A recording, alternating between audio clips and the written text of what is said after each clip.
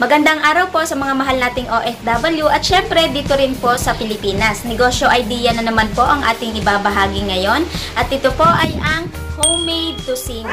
Madami pong nagre-request nito kaya sa video pong ito ituturo ko po kung paano po siya gagawin at kung paano nyo po siya nenegosyohin. Panoorin nyo po hanggang huli kasi meron po tayong costing para malaman po natin kung magkano nga ba ang posible nating tubuin. Kaya tara na po at umpisahan na natin ang pagluluto ng homemade tocino.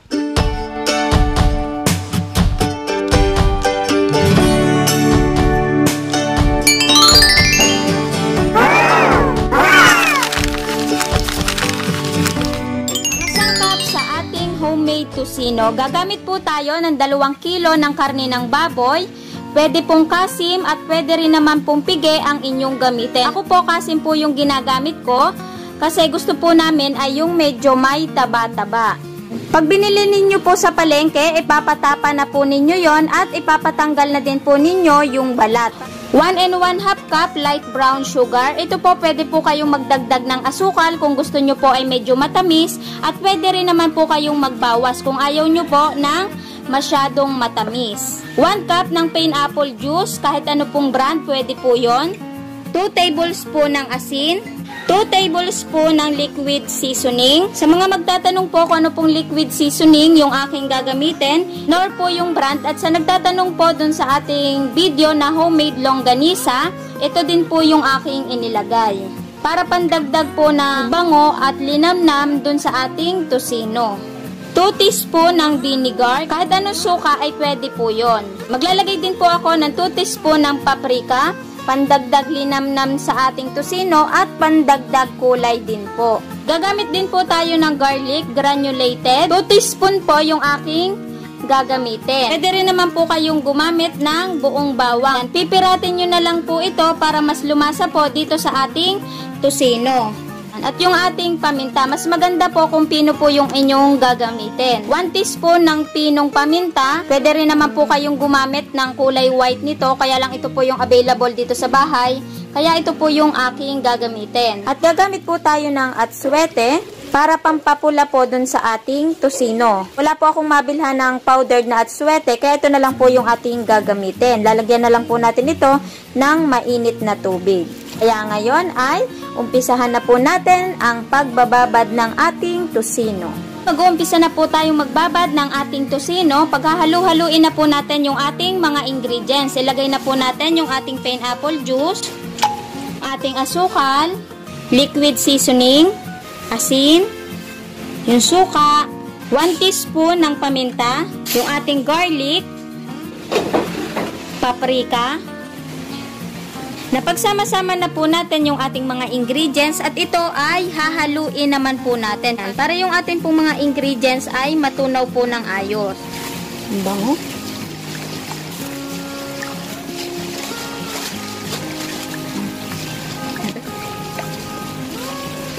Okay na po yung ating ingredients at ilagay naman po natin yung ating karne. Massage lang po natin to ng ayos para yung ating pong mga ingredients ay lumasa po ng ayos dun sa ating karne.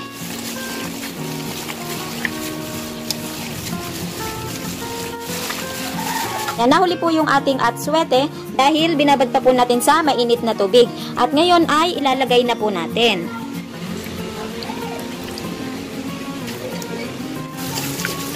Yung iba naman po, ang inilalagay na pakulay, food color. Pero hindi po ako nagamit ng food color, kaya atsuete po yung ating inilagay. Haluin na lang po natin ito ng ayos para pantay po ang kulay ng ating tocino at balanse po yung lasa niya. Yan, okay na po ito. Titikman lang po natin ng kaunting-kaunti lang para malaman natin kung okay na po ba yung lasa niya. Lasa po ng ating tocino, saktong-sakto na po yung tamis. Yung alat, okay na din po. Kaya, hindi na po ako magdadagdag ng ating ingredients. Yan, ilalagay na po natin to sa ating rep para ma-marinate po siya ng ayos para mas masarap po yung ating tocino at mas malasa at mas lumambot. Pagtagal po ng pagbabad nito, pagsarap po ng ating tocino. Balutan po muna natin ang ating plastic wrap bago ilagay po natin sa ref.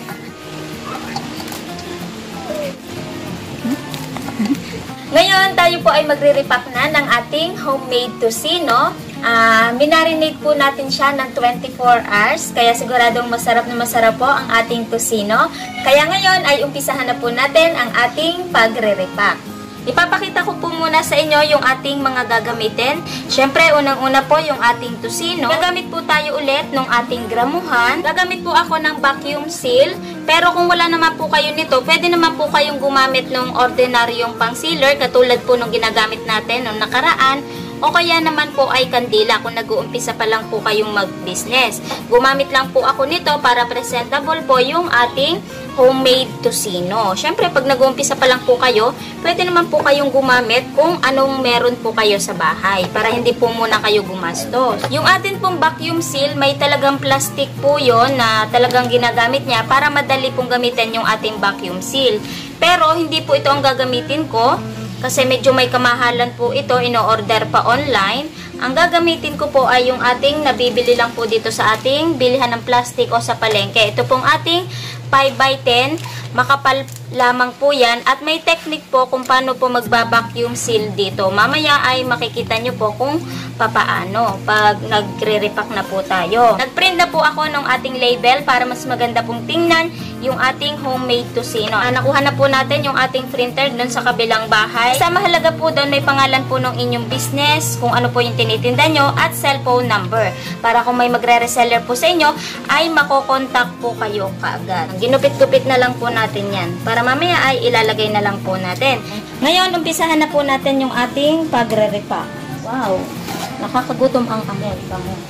Ang repack po na ating gagawin ay 200 gram at 400 gram. Unahin po muna natin yung ating 200 grams. Maghugas po muna ng ating kamay. I-repack natin may kasamang taba at meron din namang laman. Kung gagawin nyo po itong business at meron na po kayong magiging suki, pwede nyo pong tanungin kung ano bang gusto nila, purong laman ba o may kasamang taba. Kung purong laman, pigi po yung inyong gagamitin. Okay. Paglalagay lang po natin to sa plastic lahat. Tapos mamaya ay saka po tayo mag-vacuum seal. Pagbalot na po tayo ng ating tig 200 grams at 400 grams naman po ang ating gagawin.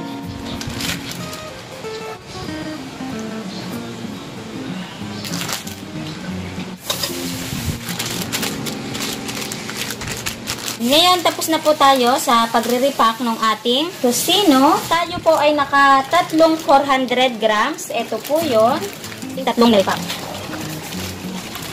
Dalawa, tatlo, apat, lima. Tayo po ay nakalimang 200 grams. Doon po sa magtataka kung bakit po tayo ay nakalampas ng 2 kilo. Dahil ibinabad po natin overnight, masilipsip pa po nung karne yung ating pinagmarinadan. Kaya bumigat pa po yung ating karne. Kaya po lumabi siya sa 2 kilo.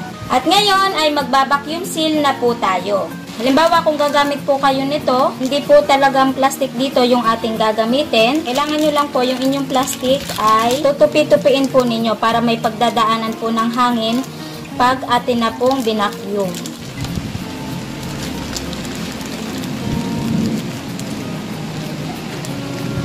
Tapos ilalak nyo lang po yan.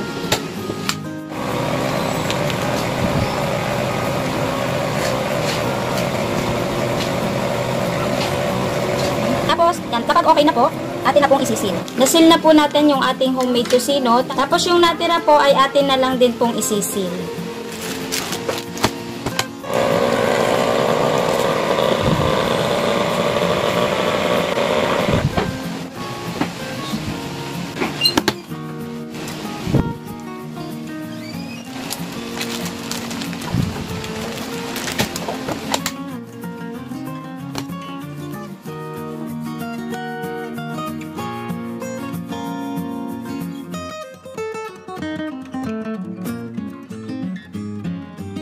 Ngayon, tapos na po tayo sa pagbabacuum seal ng ating tocino. Maglalagay naman po tayo ng sticker sa labas. Halimbawa, kung sealer po yung inyong gagamitin, pwede naman po katulad ng ating mga unang ginagamit, Dito po natin inilalagay sa unahan, tapos saka po ulit natin isisi. Ngayon, ang gagawin naman po natin ay ididikit na lang po natin dito sa labas. Yung ating tipid tips at iba pa, homemade tocino at yung ating cellphone number. Ngayon, tapos na din po tayo sa paglalagay ng ating sticker. Ang gagawin naman po nating sunod muna ay magluluto po tayo ng ating tocino para malaman po natin kung okay nga po ba ang lasa ng ating homemade tocino. Kaya ngayon ay magluluto po muna tayo.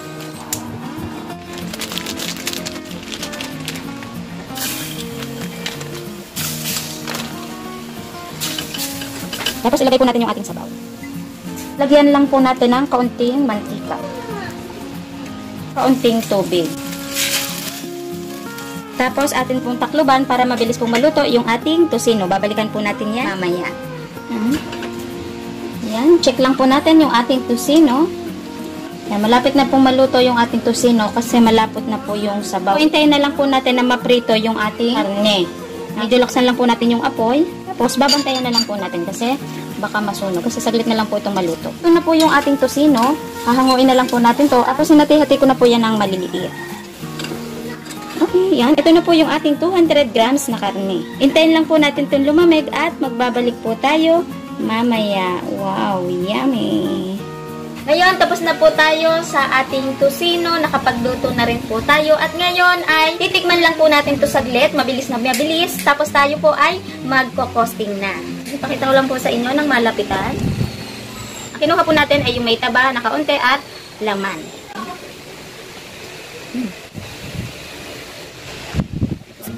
Unang-una, masasabi ko po dito sa ating homemade tocino ay hinding-hindi po ako mapapahiya sa timpla ng ating homemade tocino. Siguradong magugustuhan to ng buo nyong pamilya. At kung gagawin nyo po itong business, sigurado po babalik-balikan po kayo ng inyong customer. Yung atin pong karne, sobrang lambot po nun. Sobrang malasa. Yung atin pong alat at tamis, saktong-sakto lang po yun. Balanseng-balanse po yung lasa ng ating homemade tocino. Nung ginagawa ko po itong paninda, sobrang binabalik-balikan po ako ng aking customer dahil din po sa ating homemade tocino. At nung itinitinda ko po ito, 3 variant po yung aking ginagawa. Yung isa po ay yung ating sweet tocino. Yung isa naman po yung ating isang classic tocino. Nagbabawas po ako doon ng ating asukal para hindi po matamis. At yung aking pong pangatlo na bestseller, yung aking pong sweet and spicy tocino. Ilalagay po ako ng sili doon sa ating tocino. Kasi tayo pong mga Pinoy ay mahihilig din po tayo sa maaanghang. Tulad po dati, kaya lalong mas nakakaakit po yung ating tocino, yung mga mahihilig sa maanghang. Yan, nagugupit-gupit lang po ako ng bilog-bilog na sili na maliliit. Nandyan lang po siya sa ibabaw.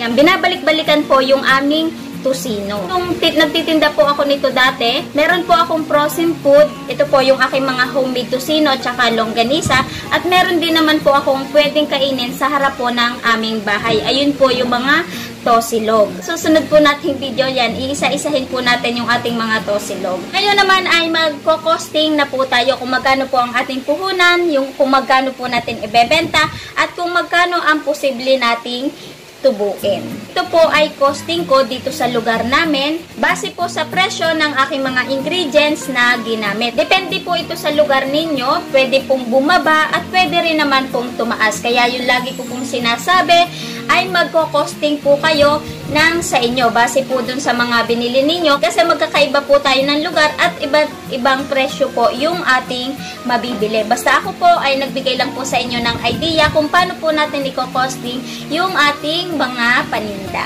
Kung gagawin nyo po itong negosyo, syempre maghahanap po kayo ng maayos pero mura po yung sangkap para yung ating puhunan ay lumiit. Kaya ngayon ay mag-umpisa na po tayo sa ating pagko-costing. Umpisahan po natin sa ating karne, 400 pesos, 2 kilo.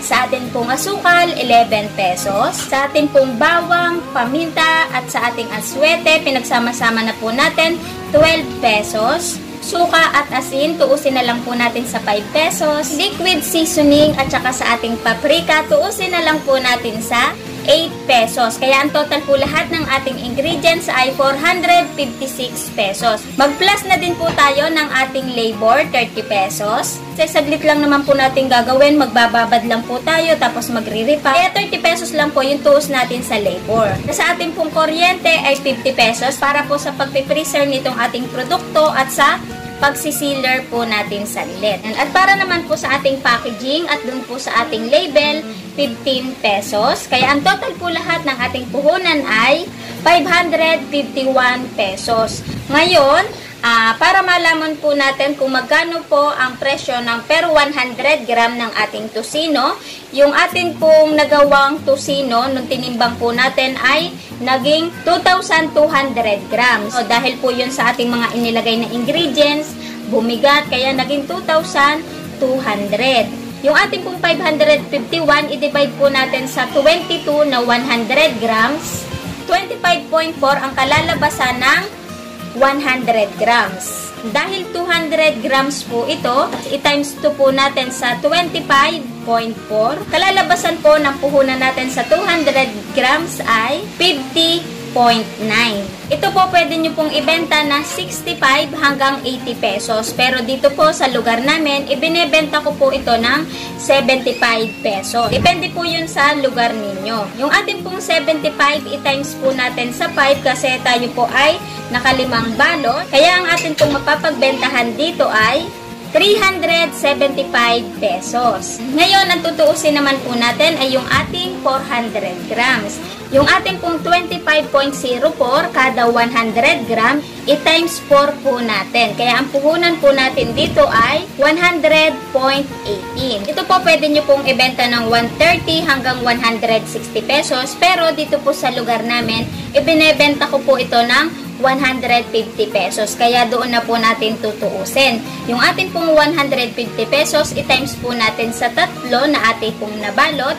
Kaya ang mapapagbilhan po natin ay 450 pesos. Doon po sa ating 400 gram. Kaya ang total po lahat ng ating mapapagbilhan dito sa ating tusino ay 825 pesos. Ngayon ay i-minus naman po natin yung ating 551 na puhunan. Kaya tayo po ay tutubo pa dito ng 274 pesos. Yan, malaki pa po yung ating tutubuin sa 2 kilo. Napakadali lang naman po nitong gawin, itong ating tusino. Saglit na saglit lamang po ito. Magtitimpla lang po kayo at i-repack nyo lang po. Okay na po yung inyong homemade tusino. Ito po ay proven na po yon. Nung ako po ay nagtitinda nito, ay sobrang bili po ng ating tusino. Kaya ito pong ating 2 kilo, kulang na po itong ngayon, i-imagine lang po natin dahil kayo po ay nag-uumpisa pa lang. Halimbawa po, nakaka-4 na kilo pa lang po kayo sa kada isang araw. Yung ating pong 2 kilo na tumutubo po ng 274, i-times 2 po natin. Kayo po ay posibleng tumubo ng 548 pesos kada isang araw. Halimbawa po, consistent po kayo sa pagtitinda, araw-araw nyo na po yung ginagawa, naka-stack lang po sa inyong rep. Yung inyo pong 548 pesos a day, i-times po natin sa 30 days, 16,440 pesos po ang posible po ninyong kitain sa loob ng isang buwan. Basta araw-araw lang po kayong magbebenta at consistent. Halimbawa po, nasa sitwasyon na po kayo, nakilala na po kayo sa inyong lugar, consistent po kayo at sobrang sipag nyo, sobrang diskarte, sa 10 kilo na lang po natin ihahalimbawa. Yung ating pong 274 na tubo sa 2 kilo, i-times 5 po natin kung tayo po ay nakaka-10 kilo na. Kaya ang tutubuin po natin sa kada isang araw ay 1,370 pesos po ang tutubuin po natin sa kada isang araw. Halimbawa po ulit at consistent po kayo, araw-araw po kayo nagbebenta, no? Yung pong 1,370 pesos, i-times po natin sa 30 days. Kayo po ay posibleng kumita ng 41,100 sa loob ng isang buwan. Basta consistent lang po kayo, samahan nyo po na sipag, tiyaga at konting diskarte, siguradong kayo po ay kikita sa araw-araw. Di po ba napakalaki po ng ating tutubuin dito sa ating tusino? Basta sasamahan nyo lang po ng kaunting diskarte. Kasi dito po sa timpla ng ating tusino, hindi po kayo mapapahiya at siguradong babalik-balikan po kayo ng inyong customer. Sa magtatanong po kung gaano po ang itatagal nitong ating tusino, Hanggang 2 months po, okay po itong ating tusino basta nasa freezer po kasi wala naman po tayong inilalagay na preservatives dito sa ating homemade tusino. Yun po ang isang maipagmamalaki ninyo sa inyong customer kasi safe po sila sa inyong tusino. Wala pong preservatives na inilalagay. Pero, masarap. Ito po, pwede nyo na po itong ibenta kahit kayo po ay nasa bahay po lamang. Magpagawa lang po kayo ng inyong tarpaulin o kaya naman kung wala pa po kayong pang tarpaulin, pwede lang naman po kayong magsulat sa isang pwede nyo pong pagsulatan at ilagay nyo lang po sa harap po ng inyong gate, isabit nyo lamang po doon kasi doon lang po talaga ako nag-umpisa. Magsulat lang po kayo dyan ng inyong mga ready to fry kasi meron na po tayong mga produkto dyan katulad po ng homemade Shanghai, homemade skinless longganisa, meron na din po tayong embutido, yung lechong kawali, at ngayon naman po ay tusino. At yan po ay dadagdagan pa po natin. At syempre, meron pa po tayo diyang mga ready to fry na pang merienda. Katulad po nung atin yan, babanggitin ko lang po ulit na mabilis ng bibilis. Yung ating pong empanada at yung ating peach mango pie. Pwede nyo rin po diyang isama. Okay? Bibigyan ko pa po kayo ng isang tips para mapabilis po yung inyong pagbebenta ng inyong homemade tusino para makilala po kayo kaagad. Pwede nyo po itong ibenta online. Tulad po sa inyong Facebook. Pwede din nyo pong i-share sa mga groups. Pwede rin naman po kayong kumuha ng reseller para meron po kayong katulong sa pagtitinda. Yung inyong pong puhunan ay mabilis pong bumalik. Siyempre, bibigyan nyo din po sila ng magandang presyo para naman po kumita din po sila. Ito, bagay na bagay din po sa ating mga mahal na OFW kasi alam ko po na namimiss nila ang pagkain ng Pinas. Kaya ngayon ay pwede na po silang gumawa ng masarap na homemade tusino. Kung maluwag naman po kayo sa inyong bansa na kinaroroonan, pwede nyo rin po itong gawing business dyan.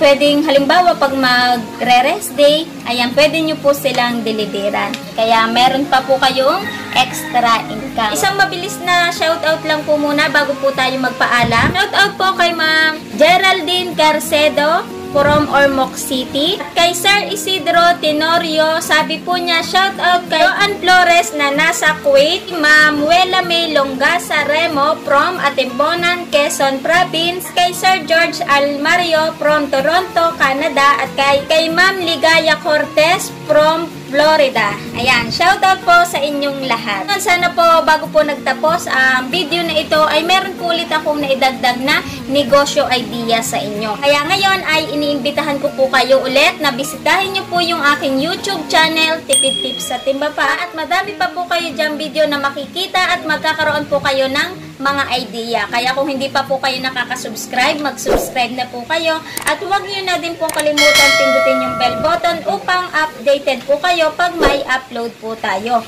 At muli, iniimbitahan ko po kayo na i-like at i-follow po yung ating FB page, Tipid Tips at iba pa, para kung kayo po ay nasa Facebook ay updated pa rin po kayo kung may upload po tayo. Syempre, pwede nyo pong i-like at pwede nyo din pong i-share pang yung mga ka-friends natin, yung mga kananay natin, at mga katrabaho natin, at lalong-lalo na po yung mga mahal po nating OFW. Magkaroon din po sila ng idea na pwede po palang kumita kahit nasa bahay po lamang. Ngayon, kahit tayo po ay GCQ na, pwede na po tayong magnegosyo, ingat pa rin po tayo at sumunod pa rin po tayo sa ipinatutupad ng ating pamahalaan. Kaya ngayon ay maraming pong salamat sa inyong lahat. Bye-bye!